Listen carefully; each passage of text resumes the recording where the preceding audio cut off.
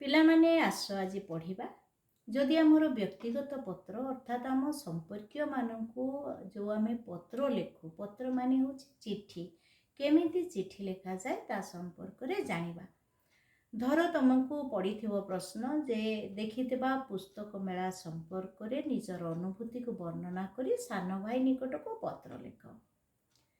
ଯଦି ଏମିତି ପଡ଼ିଥିବ, ଆମ ବହିରେ ମଧ୍ୟ ଦେଇଛି, ତମେ ଦେଖିବ।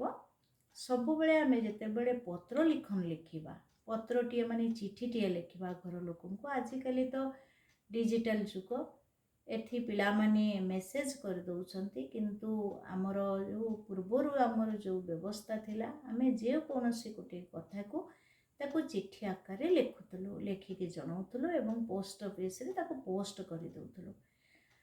କିନ୍ତୁ ତାର ସମୟ ବଦଳିଛି, ମଣିଷର ରୁଚି ବଦଳିଛି, କିନ୍ତୁ ଆମର ଯେଉଁ ପରମ୍ପରା, ଆମର ଯେଉଁ ଧାରା, ତାହା ବଦଳି ନାହିଁ। ତେଣୁ ଆଜି ଆମେ ଜାଣିବା, ଯଦି ପଡ଼ିଥାଏ ଆମର ବର୍ଷକରେ ଥରେ ବିଭିନ୍ନ ଅଞ୍ଚଳରେ ପୁସ୍ତକ ମେଳା ହେଉଛି, ପୁସ୍ତକ ଆମର ଜ୍ଞାନର ଗନ୍ଥାଘର, ତା ସମ୍ପର୍କରେ ସାନ ଭାଇକୁ ସଚେତନ କରିବ ଏବଂ ଘରର ବଡ଼ମାନେ ଯେଉଁଟା ଦେଖିଥିବେ ସାନମାନଙ୍କୁ ତାହାକୁ ଚିଠି ଲେଖିକି ଜଣାଇବେ। କେମିତି ଲେଖିବ? ଯେତେବେଳେ ଲେଖିବ ଚିଠିଟି, ସେତେବେଳେ ତମେ ଯେଉଁ ଜାଗାରୁ ଲେଖୁଛ ତାକୁ ଡାହାଣ ପଟେ ରଖିବ। ଯେଉଁ କାଗଜରେ ଲେଖିବ, ଚିଠିଟି ତ ଲେଖିବ ନା, ତାକୁ ଡାହାଣ କଡ଼ରେ ତମ ଯେଉଁ କଲେଜରୁ ଲେଖୁଛ ବା ଯେଉଁ ସ୍କୁଲରୁ ଲେଖୁଛ ତା ଆଡ୍ରେସ୍ ଦେବ, ବା ଯେଉଁଠି ରହିକିନା, ତମେ ତ ନିହାତି ବାହାରେ ରହିକି ପଢ଼ୁଛ, ତୁମ ଭାଇ ପାଖକୁ ତମେ ଚିଠି ଲେଖୁଛ, ତେଣୁ ତୁମେ ସେଇ ସହରର ନାଁ ଡାହାଣ ପଟେ ଲେଖିବ ଏବଂ ତାରିଖଟି ଦେବ। ଯେଉଁ ତାରିଖରେ, ଧର ମୁଁ ଲେଖୁଛି ଆମ ଗାଁରେ ଥିବା ମୋ ଭାଇ ପାଖକୁ ଲେଖୁଛି, କିନ୍ତୁ ମୁଁ ସହରରେ ରହୁଛି, ସହରର ନାଁ ଲେଖିବ ଏବଂ ଗାର ଦେଇକି ତା ତଳେ ତାରିଖ ଲେଖିବ ଏବଂ ବାମ ପଟେ ଲେଖିବ ଶ୍ରଦ୍ଧେୟ ସାନ ଭାଇ, ଯାହାର ନାଁ ଯାହା ଦେଇଥିବ। ଶ୍ରଦ୍ଧେୟ ସାନ ଭାଇ ରାଜୁ ବା ରାଜା, ଧର ଉଦାହରଣ ଦେଇକି ଲେଖିଲି। ସେତେବେଳେ ଲେଖିବ ମୋର ସ୍ନେହନପୁ, ଘରେ ବାପା ମା, ବଡ଼ ଭାଇ ଭଉଣୀ, ଦାଦା ଖୁଡ଼ି, ସେମାନଙ୍କୁ ମୋର ଭୂମିଷ୍ଠ ପ୍ରଣାମ ଜଣାଇଦେବୁ ଏବଂ ସାନମାନଙ୍କୁ ମୋର ସ୍ନେହାଶିଷ ରହିଲା। ମୋ ଲେଖିବାର କାରଣ ଏହିକି ଯେ ମୁଁ ଗତକାଲି ଆମ ବାରିପଦାରେ ପଡ଼ିଥିବା ସପ୍ତମ ପୁସ୍ତକ ମେଳାକୁ ବୁଲିବାକୁ ଯାଇଥିଲି ଏବଂ ଏହା ଗତ 14 ତାରିଖ ଠାରୁ ଆରମ୍ଭ ହୋଇ ଆସନ୍ତା 28 ତାରିଖ ପର୍ଯ୍ୟନ୍ତ ଚାଲିବ। ଏଥିରେ ପ୍ରାୟ 52ଟି ଓଡ଼ିଶାର ବଛା ବଛା ପ୍ରକାଶନ ସଂସ୍ଥା ଦ୍ୱାରା ପୁସ୍ତକ ମେଳାର ଆୟୋଜନ ହୋଇ ଷ୍ଟଲମାନ ପଡ଼ିଛି। ବିଭିନ୍ନ କେନ୍ଦ୍ର ସାହିତ୍ୟ ଏକାଡେମୀ, ଓଡ଼ିଶା ସାହିତ୍ୟ ଏକାଡେମୀ, NBT, କଲ୍ୟାଣୀ ପବ୍ଲିସର ଇତ୍ୟାଦିଙ୍କୁ ନେଇକିନା, ଗୀତା ମହଲ ଇତ୍ୟାଦିଙ୍କୁ ନେଇକି ବିଭିନ୍ନ ଯେଉଁ ଷ୍ଟଲ୍ ଗୁଡ଼ିକ ପଡ଼ିଛି, ସେଥିରେ ବଛା ବଛା ବହି ସବୁ ଆସିଛି। ମୁଁ ମଧ୍ୟ ସେଥିରୁ ଅନେକ ଉପାଦେୟ ପୁସ୍ତକ କିଣିବା ସହିତ ତୋର ଉପକାର ନିମନ୍ତେ ପାରିଜାତ ପ୍ରବନ୍ଧମାଳା, ଓଡ଼ିଆ ଡିକ୍ସନାରୀ ଇତ୍ୟାଦି ବହି କିଣିକି ରଖିଛି। ଅନେକ ବହି ଯେଉଁଗୁଡ଼ିକ ସାଧାରଣରେ ଆମକୁ ମିଳେ ନାହିଁ, ତାହା ଏହି ପୁସ୍ତକ ମେଳାର ଷ୍ଟଲମାନଙ୍କରେ ବୁଲି ବୁଲି ଦେଖିକି ମୁଁ ତାହାକୁ ପାଇ ସଂଗ୍ରହ କରିନେଇଛି। ପ୍ରକୃତରେ ଜ୍ଞାନ ଆମକୁ ପୁସ୍ତକ ଦେଇଥାଏ। ପୁସ୍ତକରୁ ଯେତିକି ପାଠ ପଢ଼ିବ ସେତିକି ଜ୍ଞାନ ଅଧିକ ହେବ। ତେଣୁ ପୁସ୍ତକ ଗୁଡ଼ିକ ଆଣିବା ସହିତ ଏହାର ପ୍ରକାଶନ ସଂସ୍ଥା ନିକଟରୁ ଏକ ପୁସ୍ତକ ତାଲିକା ମଧ୍ୟ ମୁଁ ଆଣିଛି। ଏହା ମୋର ଉପକାରରେ ଲାଗିବା ସହିତ ଆମ ପରିବାରର ସମସ୍ତଙ୍କ ଉପକାରରେ ଆସିବ ବୋଲି ମୁଁ ଆଶା କରୁଛି।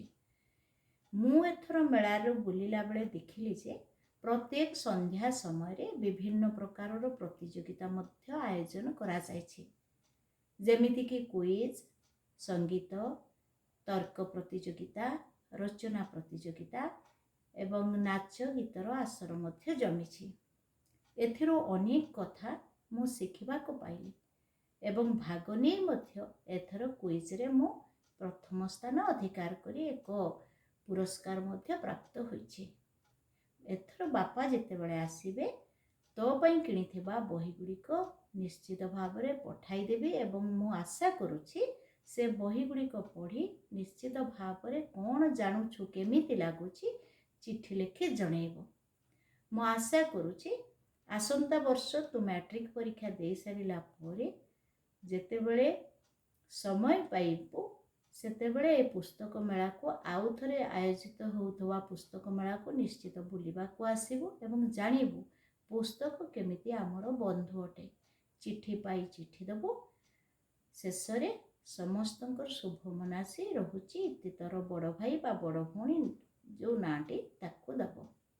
ଏତିକି ଲେଖି ସାରିଲା ପରେ ସେମିତି ବକ୍ସଟିଏ ବନେଇବ ପିଲାମାନେ ଏବଂ ସେଇଭଳି ଲେଖିବ। ଡାହାଣ ପଟେ ରହିବ ପ୍ରାପକ ଏବଂ ବାଁ ପଟରେ ରହିବ ପ୍ରେରକ। ଡାହାଣ ପଟରେ ପ୍ରାପକ ମାନେ ସାନ ଭାଇ ପାଇବ। ଧର ତା ନାଁ ହେଉଛି ରାଜେଶ ଦାସ, ତେଣୁ ଡାହାଣ ପଟେ ଲେଖିବ ଶ୍ରୀମାନ ରାଜେଶ ଦାସ, ତୁମର ଅଞ୍ଚଳର ନାଁ ଲେଖିବ ଏବଂ ଜିଲ୍ଲାର ନାଁ ଲେଖିବ। ଏବଂ ବାମ ପଟରେ ତୁମେ ଦେଉଛ ବାରିପଦାରୁ ଦେଉଛ, ତୁମେ ହଷ୍ଟେଲରେ ଅଛ ବା କଲେଜ ମେସ୍ରେ ଅଛ, ଯେଉଁଥିରେ ବି ସେଥିରେ ତୁମ ନାଁ ଲେଖିବ। ଯେ ଧର ତୁମ ନାଁ ହେଉଛି ଦିନେଶ, ଲେଖିବ ମାନେ ପ୍ରେରକରେ ଲେଖିବ ଯେ ରାଜେଶ ଦାସ, ନା ରାଜେଶ ଦାସ ନୁହଁ ଦିନେଶ ଦାସ ଏବଂ ବାରିପଦା ମୟୂରଭଞ୍ଜ ଇତ୍ୟାଦି ଲେଖିକିନା ତୁମେ ଚିଠିଟି ବନ୍ଦ କରିଦେବ। ପୋଷ୍ଟ ଭିତରେ ରଖି ଖାମ୍ ଭିତରେ ରଖି ଏବଂ ତାହାକୁ ଡ୍ରପ୍ କରାଯାଏ। ତେଣୁ ଏହାକୁ ଆମେ ପତ୍ର ଲିଖନର ଧାରା ଶିଖିଲୁ। ଆସନ୍ତା ଥରକୁ ଆଉ ଗୋଟିଏ ପଢ଼ିବା କେମିତି ଭାବରେ ସରକାରୀ ଯେଉଁ ଆମର ପତ୍ର ଅଛି, ସରକାରୀ ଅର୍ଥାତ୍ ଅଫିସିଆଲ ଯେଉଁ ଲେଟର ଅଛି ତାହା କେମିତି ଲେଖିବାକୁ ହୁଏ ପରବର୍ତ୍ତୀ ଅଧ୍ୟାୟରେ ଆମେ ପଢ଼ିବା। କେମିତି ଲାଗୁଛି ମୋ ଚ୍ୟାନେଲ ନିଶ୍ଚିତ ଭାବରେ ଲେଖିକି ଜଣେଇବ ନିଜର ମତାମତ।